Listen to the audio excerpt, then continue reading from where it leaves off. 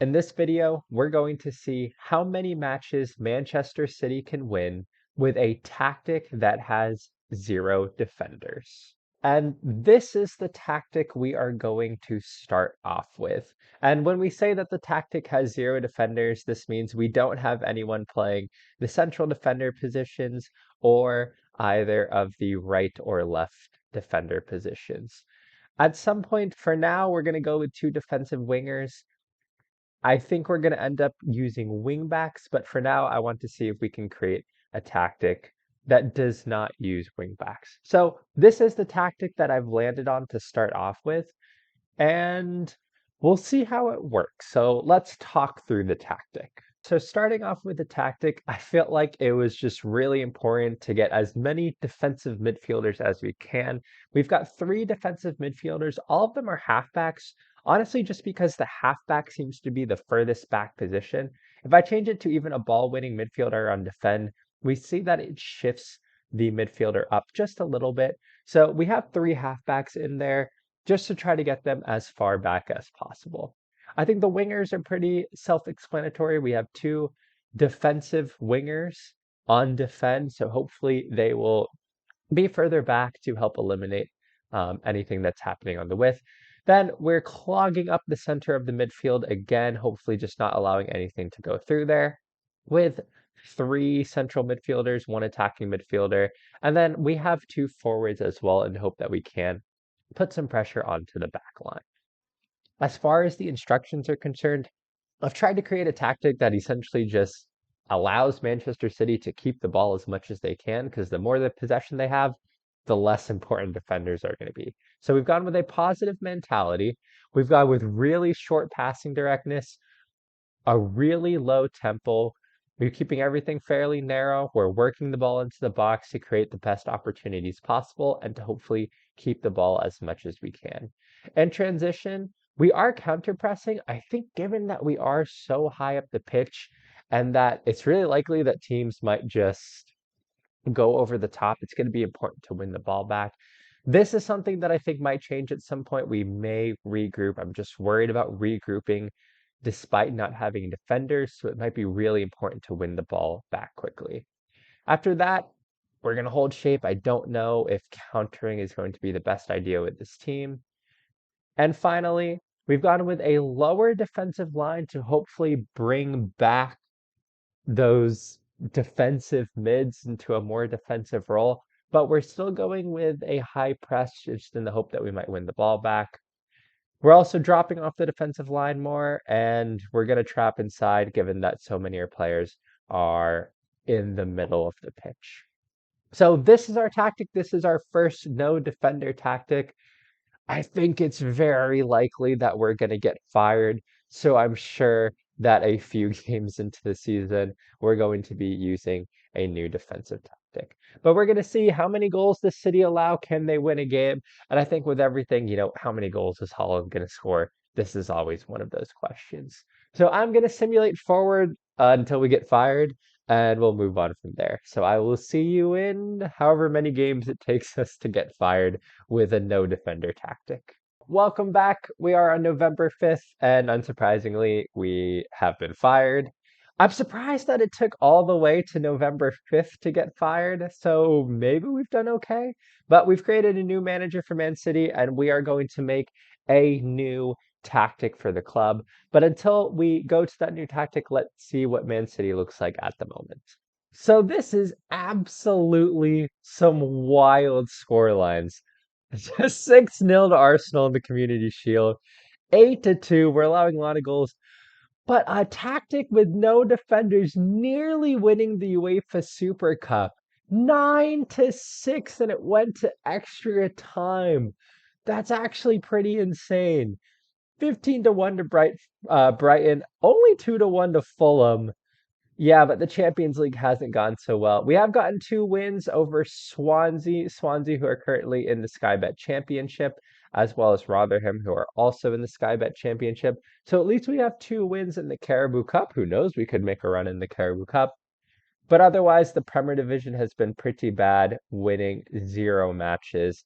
Looking at the Premier Division, we are currently in last place with 11 losses and 0 wins. We have already allowed 76 goals, but amazingly, we've scored 20. So as far as the offense is concerned, it's a decent offense. But as far as the defense is concerned, yeah, we've allowed more than double what the next team has allowed. So unsurprisingly, a tactic without defenders is allowing a lot of goals.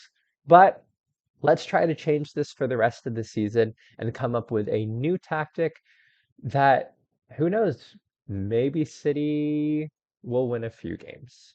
And this is the new tactic that I've come up with, and we are going with wingbacks this time. Again, we're no defenders. We're counting as kind of those four defensive positions. So we do have wingbacks, which I mean can be used in a defensive position, but given they're wingbacks and not right defender and left defender, I think we're going to allow it. But of course, we have no central defenders. So this is going to be our no defender formation. So again, let's talk through it. Of course, we have our two wing backs on defend. Obviously, we can't go with a fullback formation. This is the most defensive formation we can get. I don't think we need an inverted wing back, given that we have three defensive mids. So I think this is the most defensive side that we can have. In the middle, we have two ball-winning midfielders on defend, a little bit higher than the halfback, but I think in possession this will be good because the halfback will drop into the space here, potentially to pick the ball up from Ederson and be available to, play the ball out of the midfield, I guess is what we're looking at. But two ball-winning midfielders who are really just focused on winning the ball back and playing it forward. We did still want some offense, so we have a center mid on attack to support Holland. We have De Bruyne playing as a Metsala on attack again to support Holland, have some offense, continue to make some of those runs forward. We've moved a lot of players back here, so we still need those runs. And then we have two wingers on support. And the reason we've included two wingers here, we didn't have any wingers last time, we just had our two defensive wingers, but hopefully they'll get back as well, prevent overlaps, things like that, and help out with some of those defensive numbers. We are sticking with our defensive tactic. We are going with a balanced mentality this time as opposed to positive. We are looking to play out of defense. Again, I think we can work with the halfback to play out of the defense. We're going with shorter passing and a lower tempo.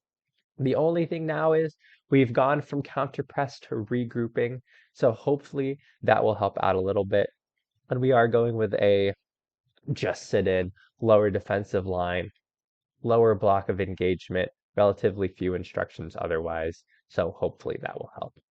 But we've also done one more thing here that I think will be extremely important, and that is our individual player instructions. So I've gone through each of the individual player instructions, and essentially we're going man to man. So our halfback now is marking a specific position, and that specific position is the center forward position. We've done the same thing with our ball winning midfielder. He is marking the other striker who would be kind of off to the side. Same thing with this player as well. Our wing backs are also marking anyone who might be playing AML. Same thing on this side for that AMR position. So hopefully here, and then I believe, yep, so our two central midfielders, I also have man marking the central mids. So the idea here is that our defensive mids might drop back a little bit more to man mark the strikers. And if we're getting runs in from deep in midfield, De Bruyne and whoever the other central midfielder is will mark those positions.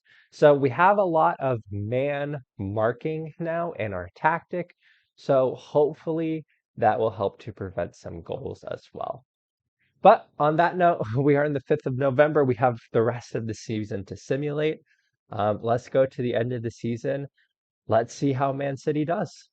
Well, we are at the end of the season, and our manager is no longer in a job. He was fired right at the end of the season. But on that, let's see how Man City did. Fired right at the end of the season. So we won't be able to look at the tactic, but looking at last season, he was fired on the 11th. So he was fired after a win, actually. He was fired after this game, but they were on a decent winning streak right at the end of the season. So the final game was the only game where they would have gone with defenders. And looking at it between John Stones, Ruben Diaz, Josko Vardiol, and Kyle Walker, you can see they had some defenders there. But this would have been the last game that they played without defenders, and they actually won some matches. Wow. So they beat Nottingham Forest 2-1. They beat Luton away 1-0, Bournemouth 5-4, and the defensive record looks significantly better. So again, we came in at November 5th, and the results started to improve. 2 draws here, only 1 goal allowed. Still not doing great in the Champions League.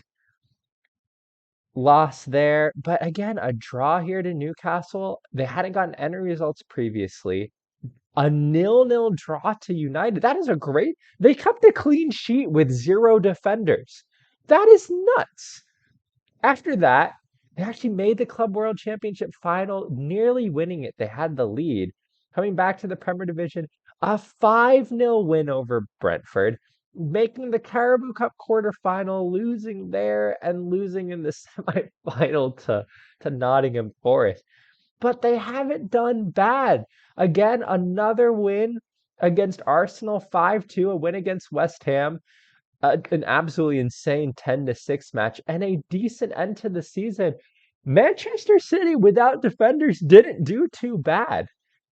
Looking at the league, looks like Chelsea won the league. Oh, and they almost got. If we had implemented this tactic earlier, City probably would not have been relegated. They were 2 points off. Wow, but they allowed 168 goals. But they scored 83, the third highest scorers in division, but allowing nearly double what everyone else allowed.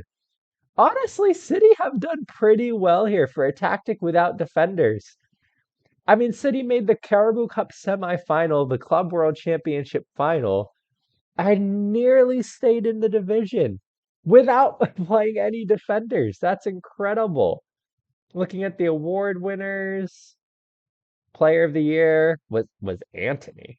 That's weird. Top goal scorer was still Erling Haaland, 36 goals. Team of the year had Haaland in it. Wow. Young player of the year, Bukayo Saka, player of the year, Antony. Golden Glove. Yeah, I guess I don't think Ederson's winning the Golden Glove there. Well, there you go. We played Manchester City with a tactic without defenders. And we had a really poor start to the season. We definitely had a bad tactic to start off.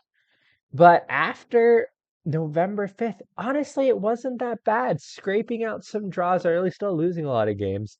But the fact that they won anything and had a really good end to the season, I think is phenomenal.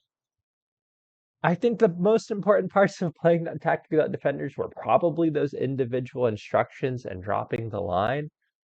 But I'm really happily surprised with how Manchester City did here. I think they were fantastic. So, on that note, I hope you've enjoyed this video. This was a really fun one to make.